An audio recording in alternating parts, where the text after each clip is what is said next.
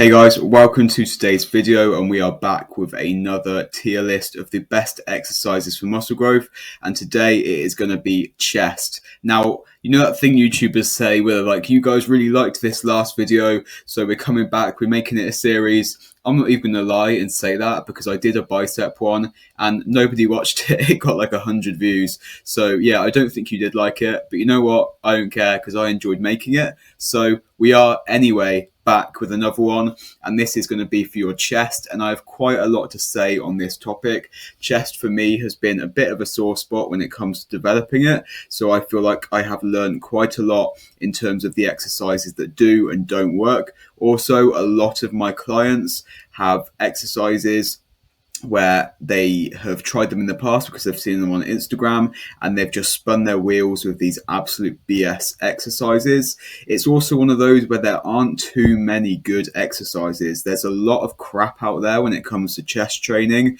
and usually it's the basics which always win, just like with most things in life, to be fair. So we are going to touch on, I think we've got 9 or 10 today. We're just going to smash through them one by one. We're going to rate them from S all the way down to D tier exercises. I will explain why. But first, just to preface, as always, this is just my opinion. It is based on my experience with all of my clients in person, all of my clients online, and myself after 5.5, 6 or so years of training. What has worked, what I do and don't like. If there's an exercise that I say I think is D tier or whatever, if I think an exercise is bad and for you, you've had really, really good experience with it, then that's okay. We are allowed to have different opinions. So don't get mad. Just tell me in the comments what you actually think. If there's any exercises that I don't touch on today that you think deserve to be touched on or you'd like my opinion on, let me know, and I can always let you know where I'd place it, or I can re-record this with updated exercise list. If you think all of my opinions make me an idiot, that is fine, but let me know in the comments why I'm an idiot. I'm okay being an idiot, but I need to know why. So let's get straight into it, and we are going to start with the dumbbell fly because that is the first one that has come up, and I'm going to put the dumbbell fly as a C tier exercise. That's pretty low. Why? I think the dumbbell fly can be an excellent way to build your chest. It will put muscle on your chest when it's done correctly. It is amazing for targeting the lengthened position of the muscle. It gives you an insane loaded stretch, which we know based on a ton of studies is extremely hypertrophic. It will build a lot of muscle. However, it's very, very rare to see a dumbbell fly done correctly. Usually, dumbbell flies look like dumbbell presses with near shoulder dislocation at some parts of the movement. I never see people doing dumbbell flies with correct form or correct weight. It's either some guy who is skinny trying to do dumbbell flies with 24 kilograms, which is ridiculous, or it's just somebody nearly breaking their shoulders by doing them just completely wrong. So I think they don't deserve to be in D tier because they are absolutely a good and viable way to build muscle. They take your pecs through a big range of motion. However, they are so easy to get wrong. They can hurt your shoulders so easily, and so many people can't accept that you can't use a lot of weight. You have to go light with them, that they're going to go in a C tier. Following that, we have another flying movement, and this is the cable fly. And cable fly for me is going to go all the way up to A tier. Why? Well, cable flies again can be absolutely butchered. A lot of people do cable flies with terrible form. However, cable flies with terrible form is a lot less likely to injure you than a dumbbell fly. The cables are a much more natural movement, and the amount of pressure you get in that lengthened position is a lot less. Also, you get constant tension, near constant tension throughout. So they are going to be fantastic for developing a big mind-muscle connection with your chest because you are squeezing the muscle as well as stretching the muscle. Whereas a dumbbell fly, you are just getting that stretch, you're not getting that squeeze. So a cable fly basically is a more complete movement than a dumbbell fly. I also feel that a cable fly is going to have a better stimulus to fatigue ratio. Cable movements are often less fatiguing. So if you're doing something very fatiguing like a dumbbell or bench press, following it up with another free weight movement is going to be more tiring and taxing on your body. A cable fly is just a better alternative to that, in my opinion, hence them being an A tier. And then for some reason, this software likes flies because we again have a fly next, and this is the Pec Dec. This is a machine variation of the fly. So it's literally between a cable fly and a dumbbell fly because it's a machine, but it's not as free as the cables. And I'm going to put this smack in the middle as a B tier. Again, why?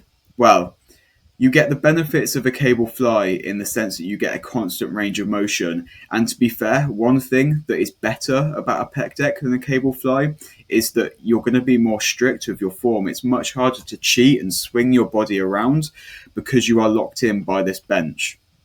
However, the injury risk of a Pec Dec is higher. I promise you that. And that is because you are locked into the machine. If ever I get shoulder or elbow pain from doing flies, it is always from a Pec Dec because you are locked into the range of motion, the height of the seat, all of those kind of things. And machines can't be built for every single person. So you're much more likely to experience discomfort with a Pec Dec than you are of a cable fly. Also, a lot of Pec Decs have those plastic bumpers in the middle, so your range of motion on a Pec Dec is going to be slightly less than the cable fly. So yes, the Pec Dec has some benefits over the cable fly, but I feel like in generally speaking, a cable fly is your better option. However, if you've been doing cable flies for like 4 months, swap into a Pec Dec for a couple months is probably going to be a good idea. So it's nearly in the A tier, but it just misses out in my opinion. Dips.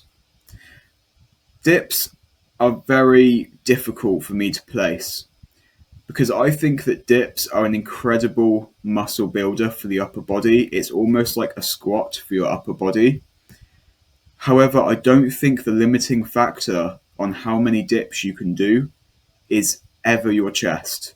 I think it is your triceps and potentially your front delts that become a limiting factor. And that means that it's incredible for building your triceps and your front delts, but it's not going to be hugely stimulating on your chest for most people. For you, it might be that the limiting factor for dips really is your chest. But for me and my clients, it's always just been triceps, it seems. So I like dips. In fact, I love dips. You can do them heavy, you can do them light, you can do them and get an amazing pump, you can tear up your muscle fibers with them.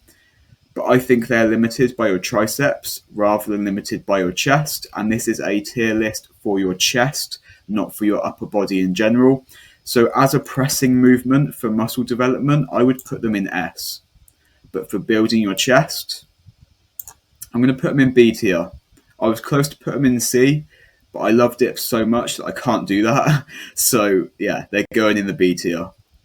Next up, we have decline presses, and this is decline bench press, decline dumbbell press, whatever you want. And this is going in the D tier. It's going in the trash. The reason for this is I think they are completely unnecessary. The point of a decline press is to target your lower chest.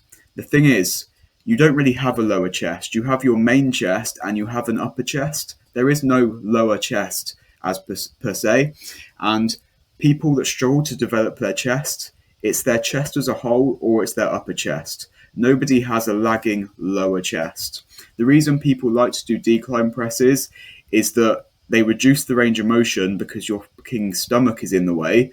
So you can't lower the bar as far, which means you can use more weight and it helps your ego. It makes you feel better about yourself. That's why people like decline presses. However, it's just such a weird position to be in. It's dangerous. If you fail and you drop the bar, your head is below it. All the blood is going to rush to your head. It's a pain in the ass to set up. It's a reduced range of motion. It's inversely fatiguing to stimulative. It just makes no sense. If you have a decline press in your program, I would strongly recommend taking it out of your program, to be honest. Next up, we have the incline dumbbell press. And I love the incline dumbbell press. It is our first S tier movement, and I have many reasons for this. One, the slight incline makes it so much easier to pull your shoulder blades back and get your chest up that the technique just becomes a lot better when people do inclines than they do on a flat bench press. Personally, I prefer just a low incline, like a 15-degree incline. 45 degrees is way too high. Anything between 15 and 30 degrees, I think is perfect. But because it's, especially with dumbbells, you get an extra range of motion. You get a really nice deep stretch on the chest. You can really twist at the top and squeeze the chest at the top. I think the incline dumbbell presses are just an absolutely fantastic chest movement. And if you aren't doing them, I genuinely think you are missing out. Next up, we have the Smith machine bench press, and this is probably that is my dog sneezing in the background. I apologize. Next up, we have the Smith machine bench press, and this is probably going to be controversial because people say the Smith machine is for bitches and all that kind of male bravado stuff, but I genuinely am going to put it in an A tier. I really like the Smith machine bench press. Reason being, a bench press is a fantastic movement. However, you have the issues of stability. You have the issues of being scared to drop the bar on yourself and not being able to find a spotter.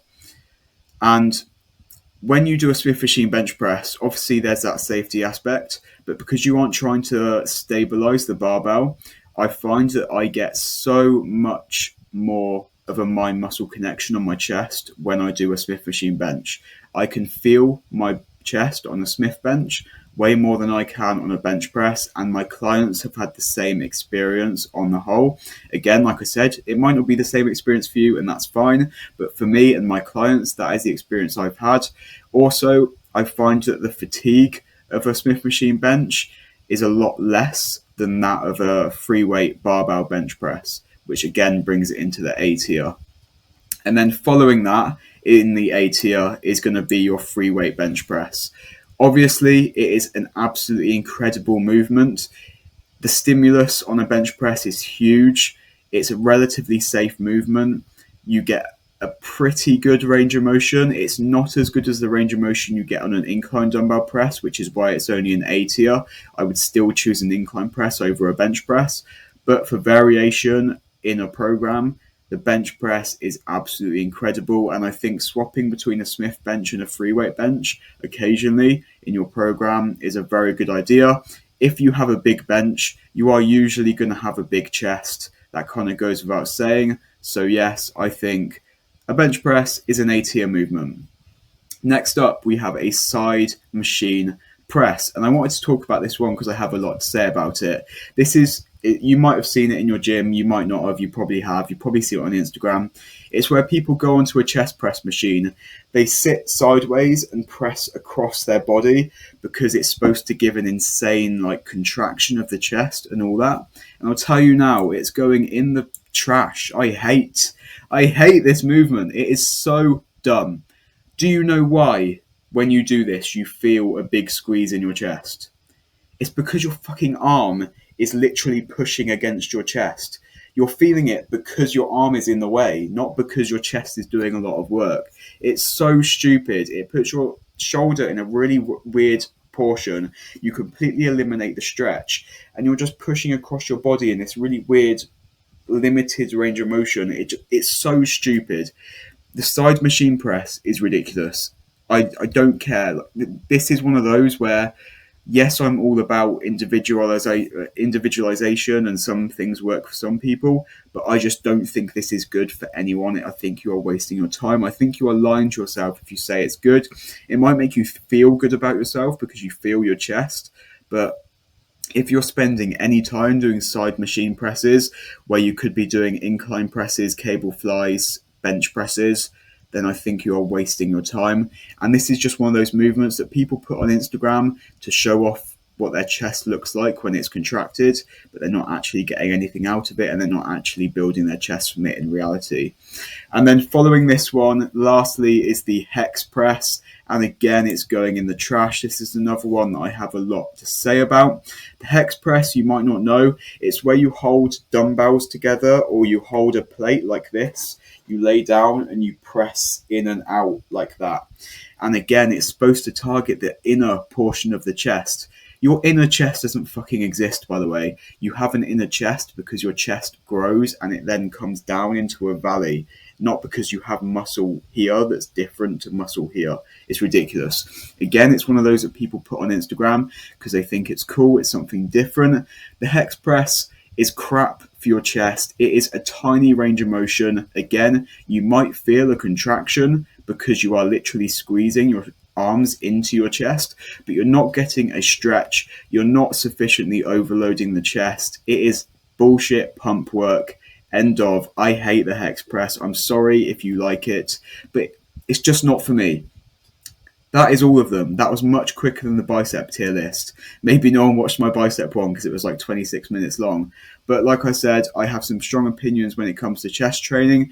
I think if you spend the majority of your time between the S and the B tier, you are doing pretty damn well, occasionally dipping into C tier, but most of your time should be spent here. If you have different opinions, as always, let me know in the comment section why. If you need advice, then email me, ashmaypt@gmail.com, or you can check out progressivephysiquecoaching.co.uk for information on my online coaching. Join my team of clients who are all making big chest gains based on the information I've laid out in this video. So yes, for more information on online coaching, email me, ashmaypt@gmail.com. Check out my website, Progressive Physique Coaching. Thank you for watching. As always, see you next time.